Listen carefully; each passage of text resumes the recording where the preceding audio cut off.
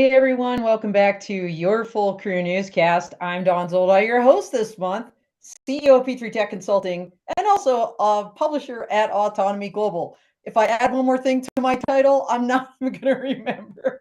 But you know what? We are in a month we've dedicated to the fun theme of drones. It's drones, drones, drones today, all day, all the time. And we've got some interesting topics, everything from drone as first responder or DFR to the let's call it the dark side of drones. You know, some folks are out there doing nefarious things in the Caribbean, and we're just kind of waiting for the big one. And so we'll be covering that lone wolf scenario and what some folks are talking about. So welcome everybody. This is live. Drop your comments, your questions. Give us positive encouragement in the chat. We love all that. And I want to quickly thank our sponsors, and then we'll get to our amazing guests. So this production is brought to you and made possible by Meadow Lark Aircraft Company, Whisper Systems, Volatus Aerospace, and Carasoft. So we greatly thank our sponsors for making all of this possible. And now, without further ado, we're going to go around the horn, and our amazing guests are going to give you their 30-second elevator bio. So we'll start with Thomas Eder. He is from Nokia. So Thomas. Thank you very much, Don. Hey, everybody. My name is Thomas Eder. I'm heading embedded wireless solutions at Nokia, and I usually say we do the fun stuff at Nokia. We are running the Nokia Drone Networks portfolio, and I think since 2007, being part of the company, my career has always tracked down the road of RF and 4G and 5G connectivity, and I call it my personal ambition and mission to reshape the world of connectivity for drones. Well, thank you so much for what you're doing and also for joining us all the way from Germany. We appreciate you. This is truly a global podcast, and bringing it back home actually to the U.S. in the Petro Metro right now in his car. We've got Kaye Cruz. So Kaye, tell us a little bit about yourself. Good morning, Don, Alain, and Thomas. My name is Kaye Cruz. I'm with Skyfish Drone Operations. I've been in operation since 2019. I fly a drone 400 feet above the ground, and I also pilot underwater remote operating vehicles 400 feet underwater. Hence is the name Skyfish Drone Operations. I primarily work for major broadcast entities like ABC News, CBS, CNN, NBC. I do a lot of Dateline, I do a lot of 2020, and I do a lot of late breaking stories. So I entered the drone industry helping to support the broadcast images from disasters, natural disasters, things that happen all over the world as well as domestically. And so primarily they set me up to fly different events at different locations around the country in late breaking news, and that's Skyfish Drone Operations. Awesome. And fun fact, I actually met Kaye virtually, I think, the first time on none other than Clubhouse a couple of years ago. That's I think, right, where we first connected and met him in human form, of course, at the many industry events. And if you watch any of our shows, you've probably seen Kaye in the chat because he is, in fact, a super fan. So it's great to have you on this side of the camera today. And last but certainly not least, we've got Elon Gabriel. He is the pilot of the Caribbean podcast host, and just met him a couple weeks ago, actually, for the first time. So great to have you on the show. Tell us a little bit about yourself. Hi guys, thank you very much for having me, Don. So like Don said, my name is Elon Gabriel. I'm the host of the Pilots of the Caribbean podcast, where we talk about drones and how they're being used in the Caribbean. And in my day job, I am the operations coordinator for the leading drone service provider in the Caribbean, Hummingbird Drone and Robotic Services Limited, where we provide services using drones, robotic crawlers, ROVs, that kind of stuff. Primarily operating oil and gas space, so that's where a lot of my operational experience would have come from. And yeah, I'm excited to be on the podcast today. And Alana is coming to us from Trinidad and Tobago today, so it is wonderful to have you coming from there. And let's get right into it, guys. Let's pop up Article 1 today, and this is Thomas's article. So Thomas, tell us a little bit about this article what it says basically and why you picked it. Yeah. So that article itself is about a month old, and it's all about like the LAPD's like new policy with regards to the use of drones, with regards to use of drones as a first responder. And throughout the whole article, I think there is a nice way to see, on the one hand, that drones as a first responder is not only necessarily limited to direct responses of incidents and emergencies. And it really highlights how many different use cases, as like sub-use cases, a police department or a public safety authority can respond to as part of their drones as a first responder program. You have like protests, you have different tier of calls and proactive and reactive monitoring type of applications. And I found it very good to read that very important to read that the LA Police Commission has approved this new policy on 24th of June. And to basically also, in combination with the approval of that policy, put a very strict target into place, which said that there has to be a report on progress within 6 months from the approval of the policy. And that's for me an important sign for both the industry, but also for drones as a first responder in general, from a technology stack perspective, as it shows, the industry and the police departments and authorities are moving in the right direction. And the focus is more on not on using drones, but what is actually the outcome for the people on the ground.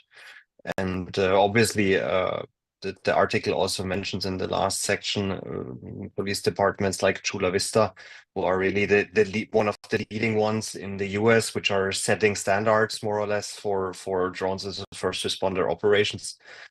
And it's like the combination of all the very valuable and important content of the article with this information being in the Los Angeles Times as a very non-techie type of publication shows how much drones as a first responder are becoming more and more important.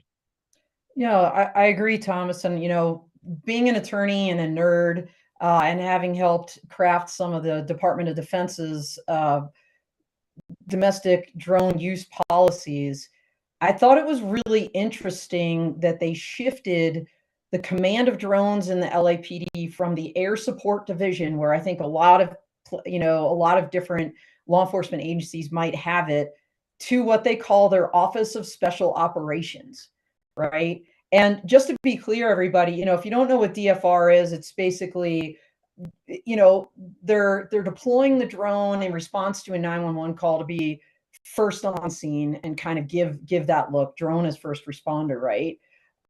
What LAPD did with this policy, which they had really limited it to highly dangerous cases. Like they were only using drones in the most extreme environments, like barricaded suspects or explosives and things like this. They've opened up the aperture a little bit to make sure, not just for the calls for service, the 911, like Chula Vista, which kind of coined the DFR term, but other investigations and large-scale events and natural disasters. So I agree with you, Thomas. They've really expanded this and shown that drones can be used for so many different things from a public safety perspective, not just the super high-risk environments, right? Although very important there. So thanks for giving us this article. I'd like to let's go with Elon first. Why don't you kind of give your thoughts on this one? I think, like you mentioned, Dawn, it was interesting that they moved it away from their air support department, is where you typically find drone units tend to kind of sit by default, I guess, because of the association. But it's good to see that, they're kind of treating it not as its own entity, but in a different perspective, where they give it the priority and oversight of it to a different division, not just, because it's associated with airspace, we'll give it to the AU. So I think that was an interesting move on their part, and I would like to see how it works out in the long term. And I'd like to see more police departments implement something similar. Yeah, because they're just focused more on it as a tool, not as just a straight up aircraft, right? Like we can use this for many different of our special operations, I think seems to be that thought process. How about you, Kaye? What are your thoughts here? Well, you know, the drone, like you said, it's been a tool, but it's also been an evolution. It's been an evolution of people beginning to not think so linear with it and being able to adjust themselves to the environment that they're first responders to or the type of events that they might cover. And so, yeah, it's an important move that they're making right now to go in this direction. And it's real interesting when I go to these conferences and I listen to law enforcement and how they use their drones. It's almost like they brought themselves in close, but they haven't broadened their view out because the scenarios are always forever changing around the globe and around and domestically in the United States.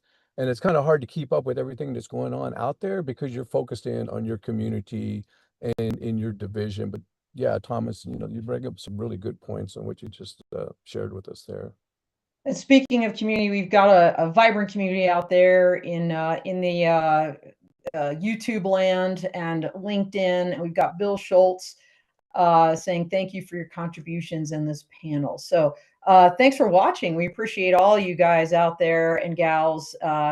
So I'm going to bring it back to you, Thomas. You know, I know Europe is, let's just put it this way. Europe has pretty strict privacy rules with the GDPR. And, you know, obviously in the United States, privacy is also a great concern, especially when it comes to law enforcement use of drone technology. I think, you know, the civil libertarians, when they think about drones and law enforcement, that's the first thing they'll raise, not only safety, but of course, privacy. And so I thought it was interesting that right off the bat, when they released this new policy to the public, which by the way, they were very transparent about it, you know, they said, look, we're not going to use this to monitor protests. You know, and if we did, it would only be for officer and other safety purposes. And we're not going to track individuals unless they're engaging in criminal activity. So in other words, read between the lines. This is not for ubiquitous surveillance of the general public. This will be very specific use cases approved by the right people in the organization. So that's the right way to go. What are you seeing in Europe, Thomas, in terms of things like this? Are you seeing DFR or existing DFR programs expanding in this manner as well? Yeah. So let me take this privacy and, you know, data security topic, and there are a couple of angles to look at it from. And let me give an example first. We have spent a lot of time lately in Beverly Hills, and in Beverly Hills, if you walk through, you know, the city center or the downtown, you notice that there are a lot of cameras. Like there is video cameras that are basically managed by the police, like on every block corner, and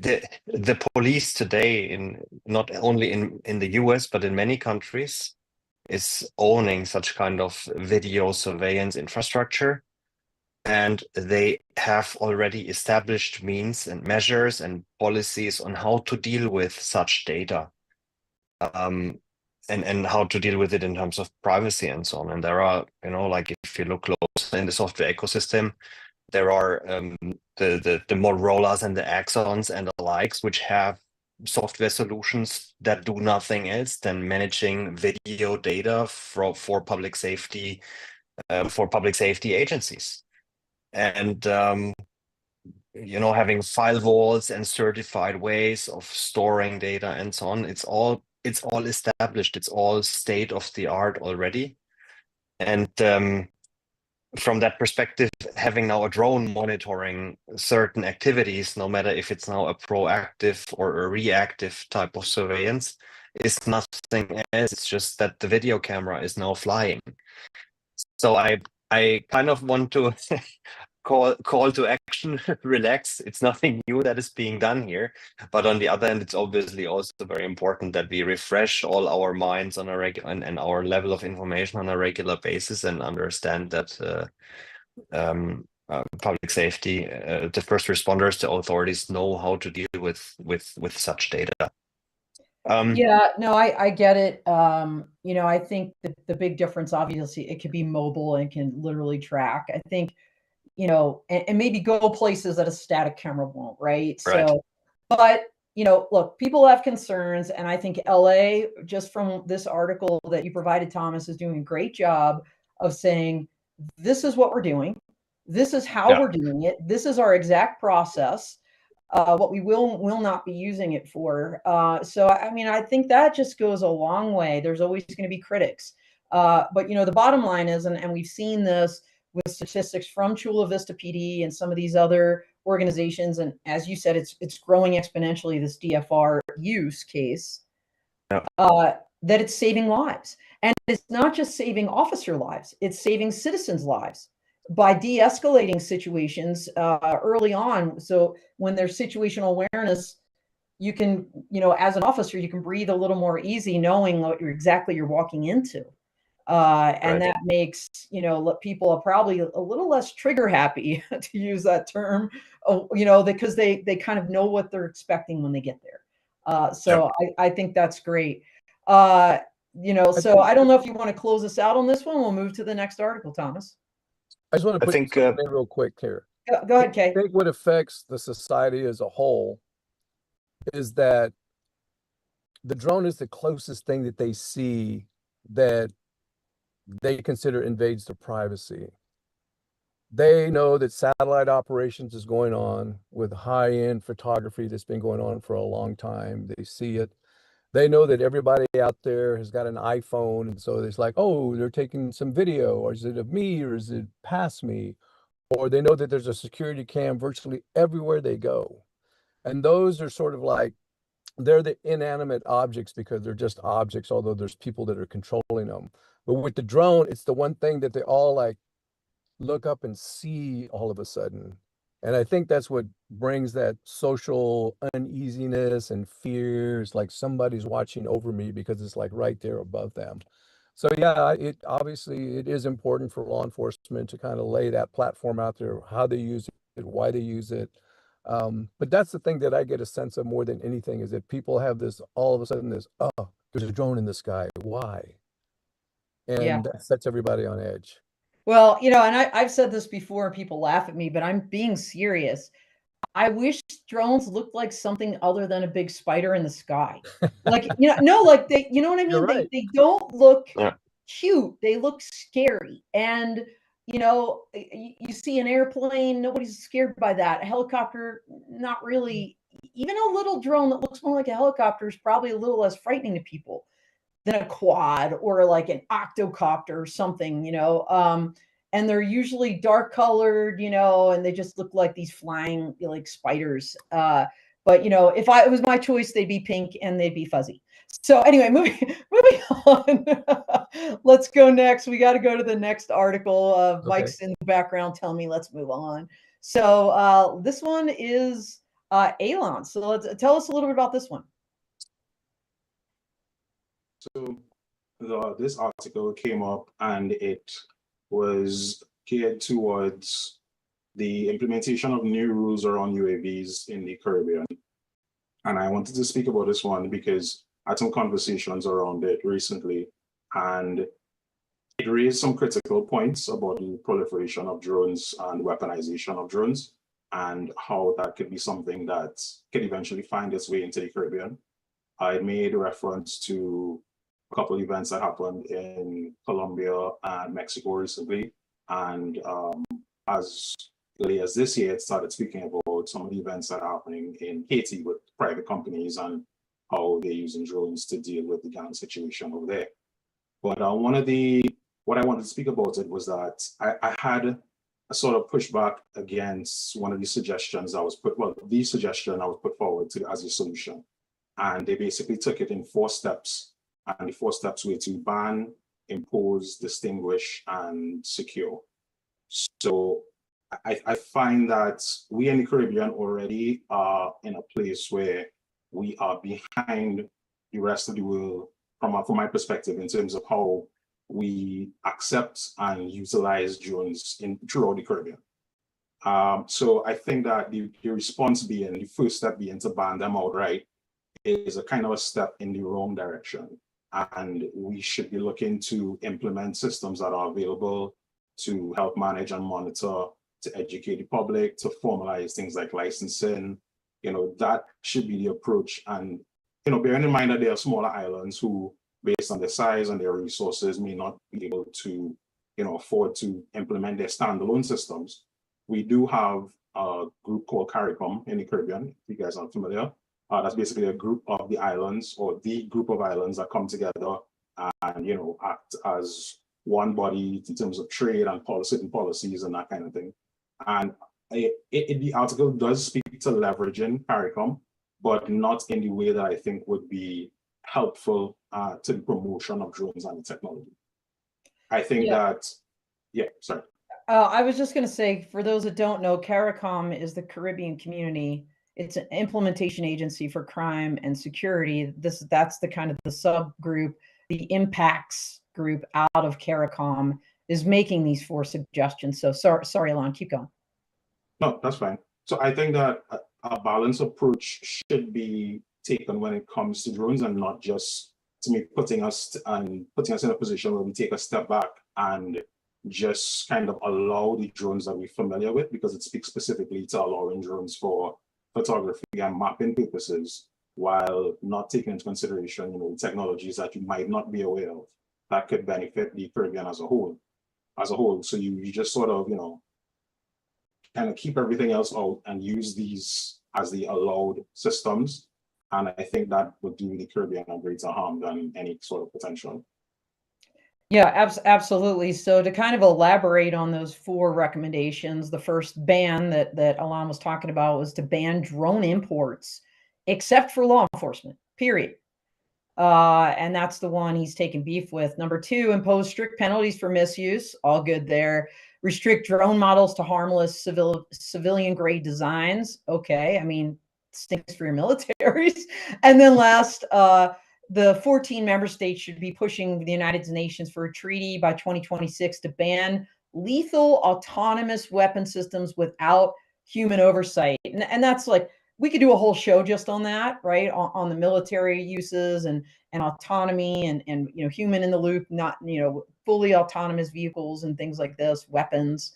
But, the ban one, I agree with you. I mean, we just heard from Thomas's article. We just spoke with Thomas's article about just disaster response, and it's not just law enforcement that responds to those incidents. I assume in the Caribbean, it's probably a lot of other groups, maybe even volunteer groups that go in and help in these horrible situations.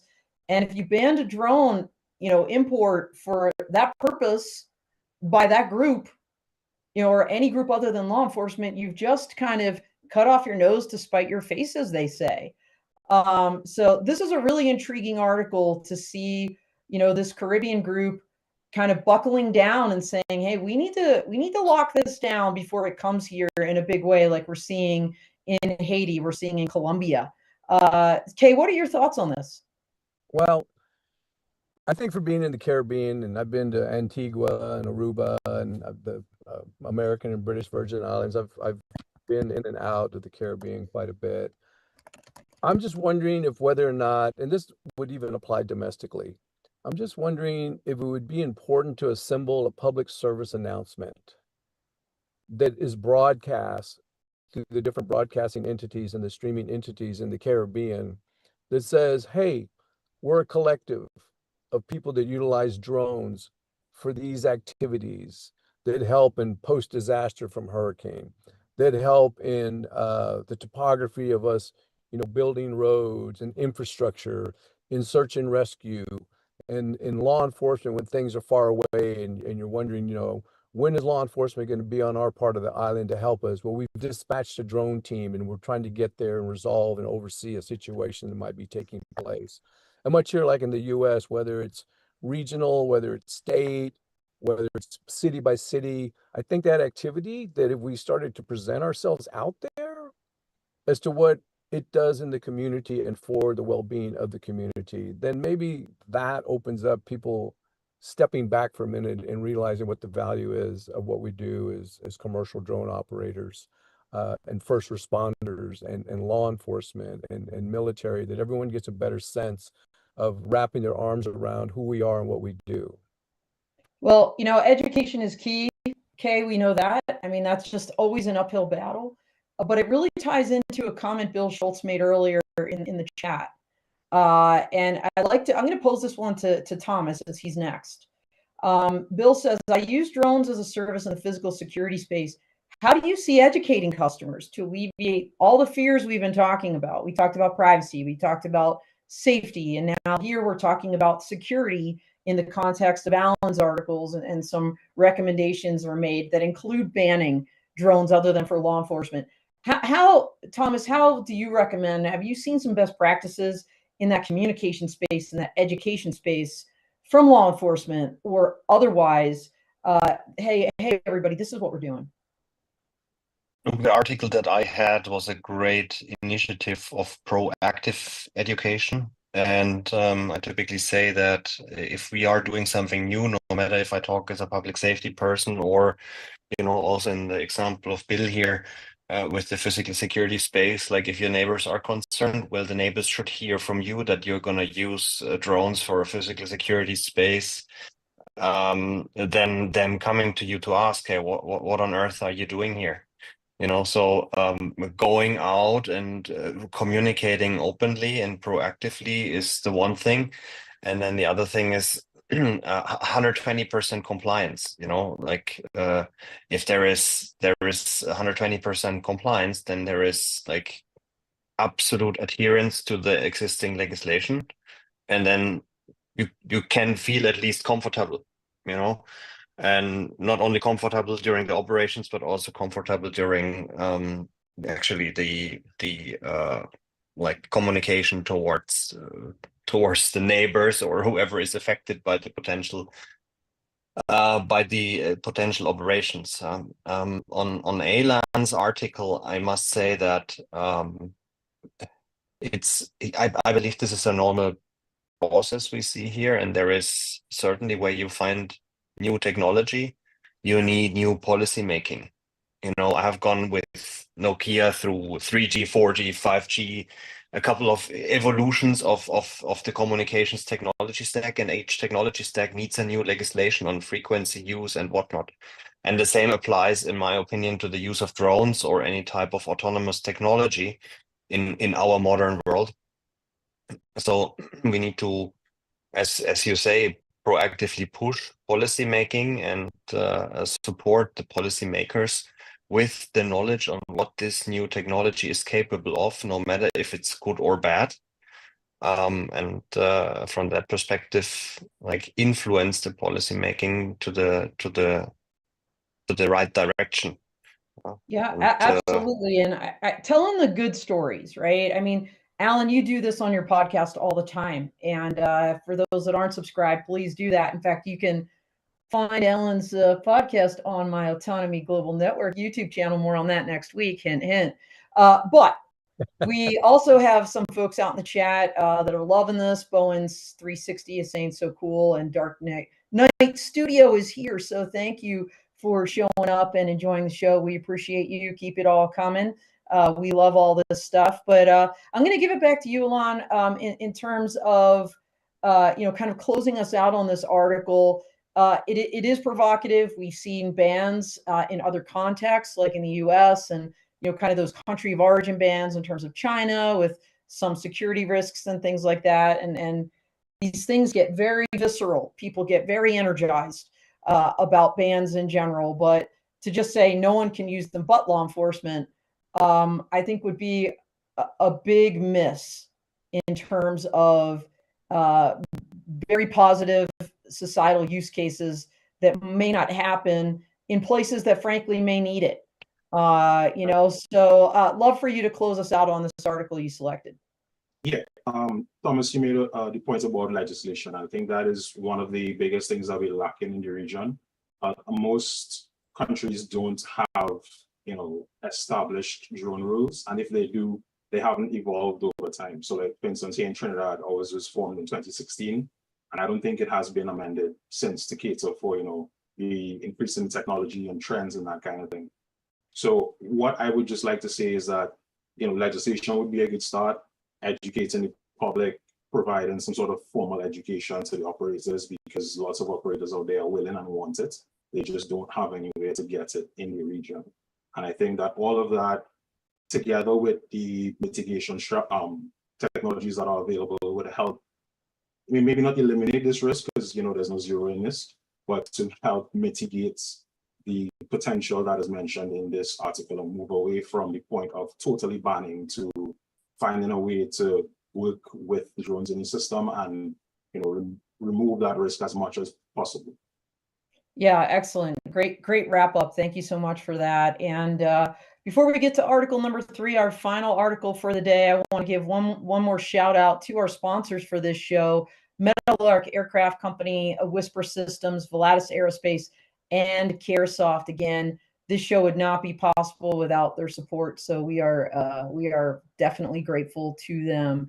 And last but not least, we've got Kaye's article coming up here. So let's go ahead and pop that one up. All right, Kaye. I love the title, The Lone Air Wolf. It's very intriguing. Tell us about it.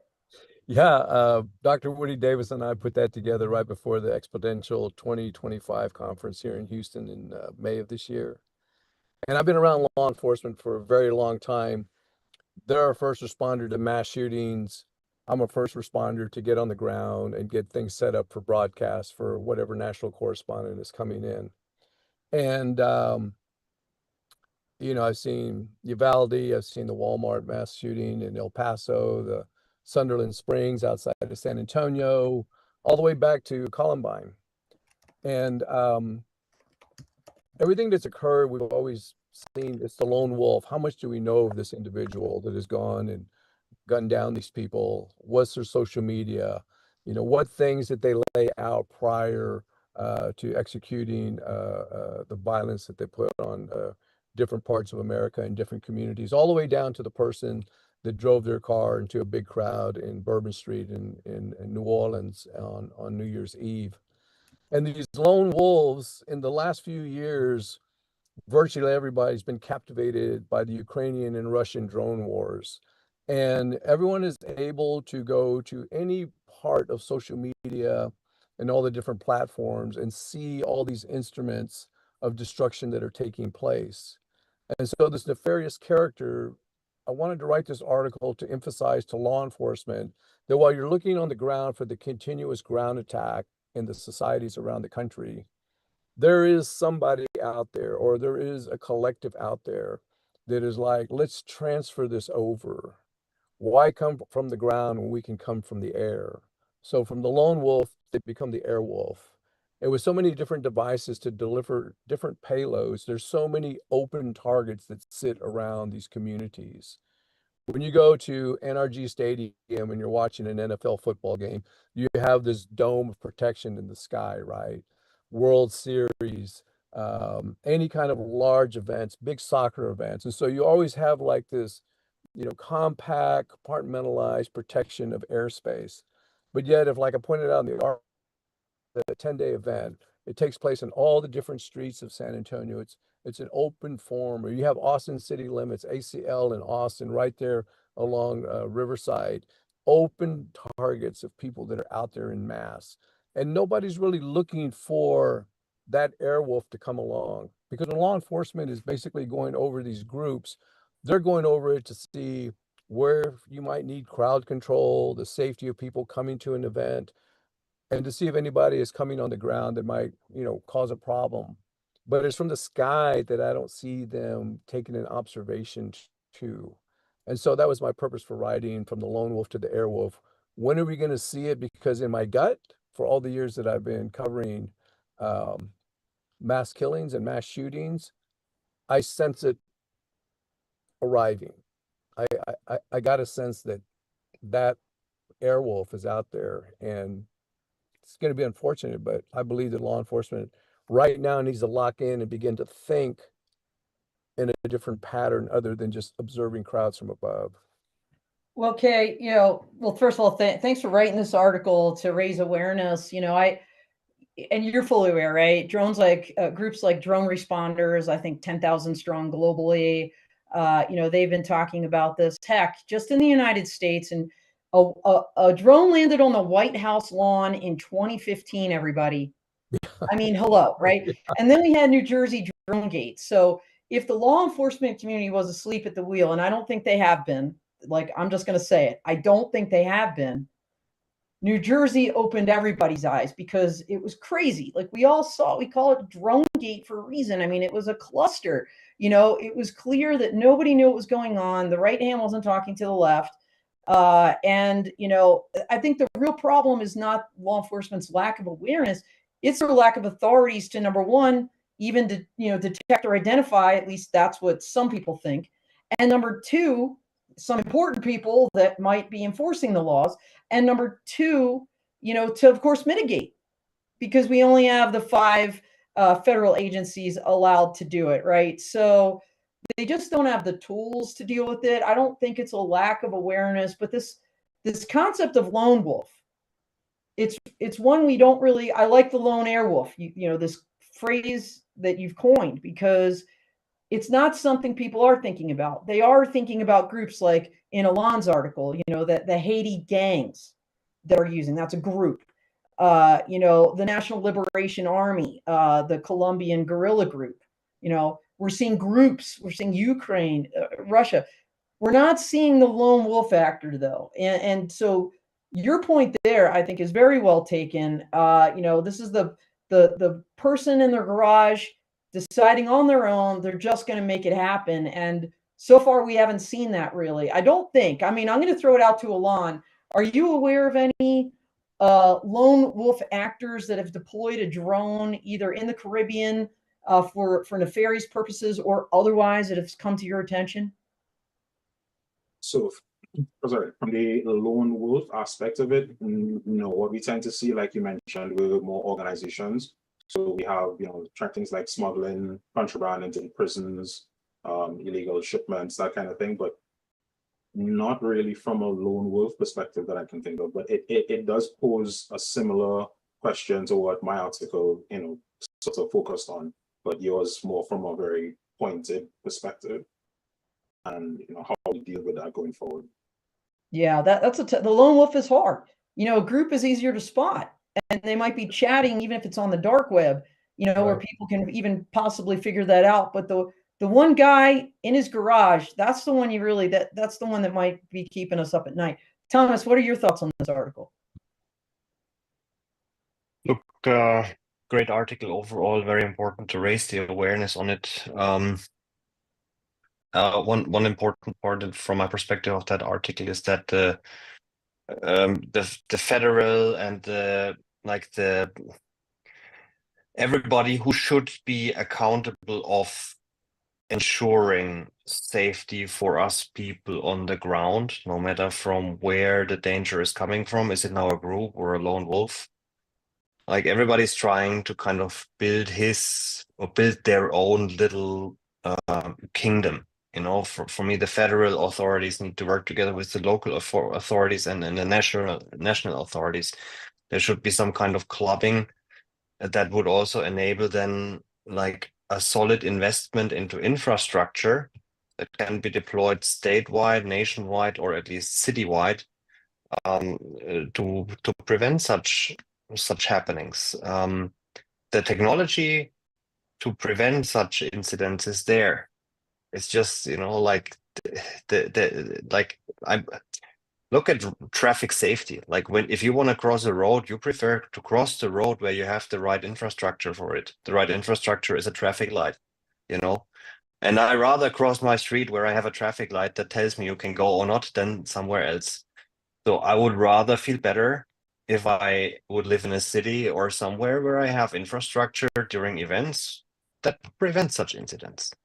That's how I look at it. So yeah, I love that you took this to infrastructure, honestly, because my brain didn't go there, but you raise a great point about community investment and pooling resources to have the infrastructure needed, right? So Jason Day, he's with the Austin Department of Public Safety, wrote an article for Autonomy Global, Drones as a Service for Public Safety. It's still one of our most popular articles, I think, because he raises this issue of, look, individually, I mean, honestly, it's almost ironic. To fight the lone wolf, you have to pool your resources together. In other words, you can't do it alone. Regardless of what agency you are, law enforcement, a municipality, a school, someone that might use Bill Schultz's, company for security as an example. That could be a critical infrastructure owner, asset owner. So this idea of pooling resources for infrastructure, I think, is a conversation that needs to mature, because that is the way this is going to work. And I think, Thomas, I don't know if you can share or not, because you're working with Beverly Hills on the DFR stuff. You pulled this LA article. Are you seeing communities moving towards this resource pooling in terms of not only counter drone technologies, but also the infrastructure needed for ubiquitous drone operations, whether it's UAS traffic management or otherwise? I haven't seen the pooling in particular yet in those projects where we work on. But I see that the communities themselves and the owners of the programs are pushing towards this, call it counter UAS infrastructure, or also the air traffic monitoring type of infrastructure. Mostly due to the reasons of like clearing the airspace and like leveling up a little bit the permits. But the positive side effect is that you can reuse the same type of infrastructure or enhance that infrastructure then later on also for counter UAS type of applications. But I don't see that pooling as of today. But like many states, many players, many kings around the table that want to build their own kingdom. So Good point. some alliance type of thing would be needed in order to shape that for each country. Well, and I'll tell you what, again, going back to the law, I don't know what it's like in Europe or in the Caribbean, but just having been in the federal government, there are such strict rules. It's called fiscal law around the use of whatever Congress appropriates and how that money is deployed. So for example, the Department of Homeland Security, could they take some of their funds if it's not explicit and pool resources, let's just say with the city of New York, just being hypothetical here? I think that's really hard to do, honestly. I know it sounds silly, but the actual physical transfer of funds and the purpose for which they were, appropriated and allocated, mixing and then adding private funds in there, it just makes my head hurt. Like, fiscal law is one of those areas of law where you don't really beg forgiveness. It's like either it says you can do it and you do it. You don't just do it because it doesn't say you can't, if that makes sense. So I think this is a big barrier that people aren't talking about. I'd love for some creative attorneys out there to start offering some solutions and some ramps, like we're seeing, for example, on the acquisition side in the DoD with, Secretary Hegseth's recent memo, kind of opening up Defense Innovation Unit. Some of the things we're seeing in that space, the money piece has to be solved. Just having ways to acquire them, that's one thing, but how do you pool that money so it's not just the Air Force and the Navy? It's, Air Force, Navy, DHS, and I don't know, the city of Houston, if that makes sense in the right context. So this is a tough nut to crack, but thanks for raising it. And I love that we went a little sideways, but that's what I love about this show. People bring these articles and it takes us in all kinds of directions. But I'll tell you what, I'm going to give you all a chance, Kaye. I'm going to bring it back to you. And then I'm going to have each one of you just kind of say your farewells, tell folks what's next for you and how they can reach you. Okay. So, Kaye, we're going to go back to you to kind of wrap this article up, and then go ahead and do your closing remarks if you don't mind. All right. Well, the way I'd like to wrap the article up is that filmmaking has a lot of inventions, and this is where a lot of people gather ideas from a number of action films, and they bring it together and they say, I can do that, or I've got a more creative way. Gaming has a lot to do with that. So those sometimes become an inspiration for the nefarious player to say, like, I can do that because the film business did that, or the television business did that, or a good fiction writer did that. And that's what kind of sparks that mind. And that's one of the principles of why I wrote this article, because I thought of a number of scenarios which, would not feel safe disclosing on our broadcast here today. But in closing, for me, my next space is that I've gotten certain approvals to go offshore.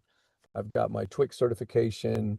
I'm slowly moving out into the deep, kind of getting back into the ocean while I'm still doing things that are in the air, which Skyfish Drones does. I'm going to start taking a more movement offshore and getting back to the ocean for a while. So I just want to thank, Don, yourself, your sponsors, Thomas, Elaine, for, being a part of this today. I've certainly enjoyed meeting you all here in a digital world, but that's how I just like to close it. Awesome. In the human world, what might we see you next? You're going to be at Commercial UAV? I'm trying to. That's in September, right? Yeah, in Vegas. Yeah, I always like to go there in September, one, because it's kind of, they call it dark, but there's not a lot of performances, although I like to see a lot of live bands. But yeah, that's kind of where my next target is to get out there.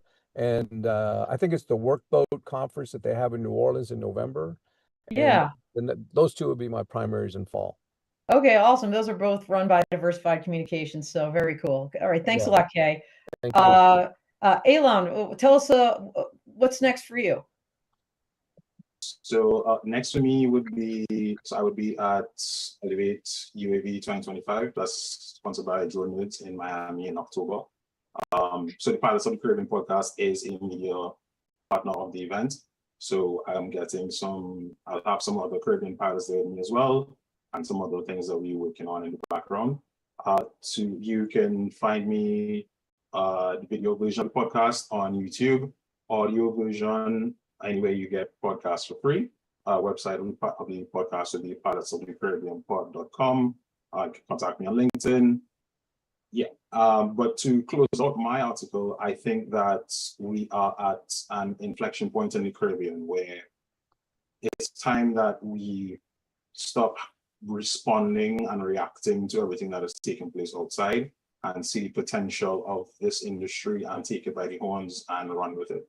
Because I think that as operators, we understand that the threats can be serious, but the way that it was put forward in this as a blanket ban and then kind of filter out from there would do more of a disservice to have any sort of significant benefits in the region.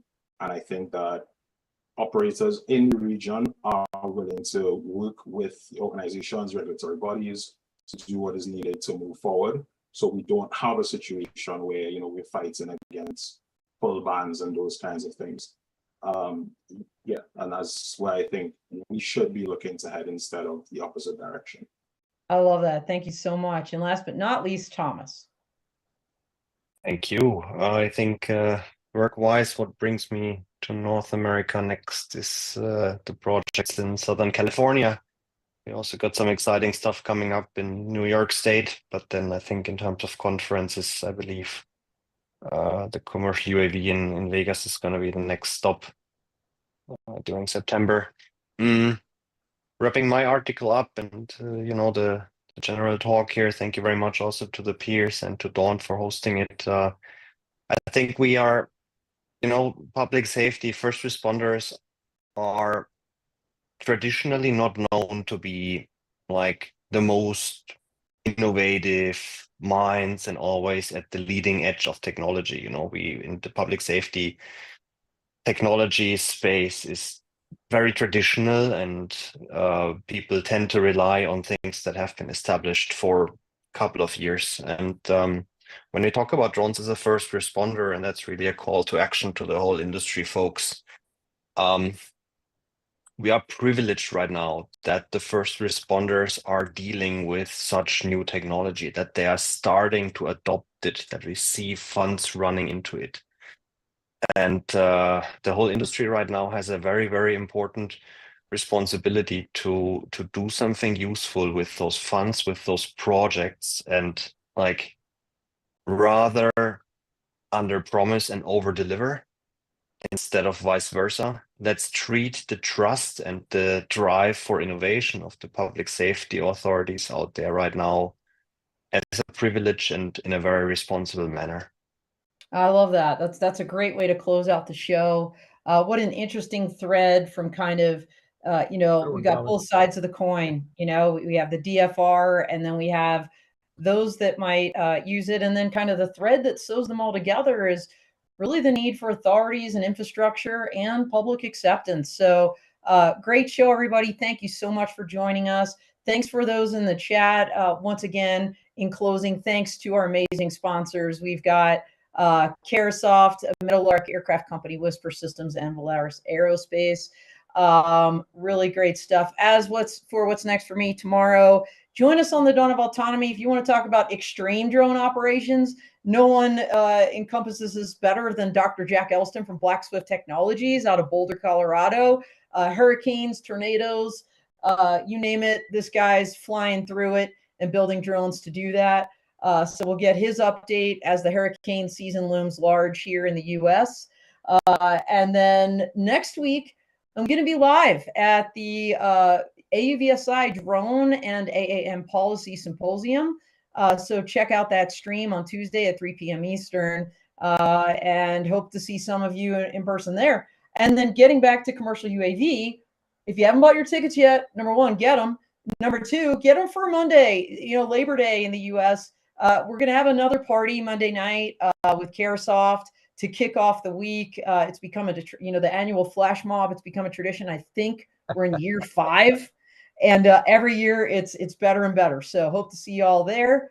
Follow me on LinkedIn if you don't know what I'm talking about, and certainly sign up for our Autonomy Global newsletter. All right, everybody, that's all she wrote. Thank you so much. We are out here.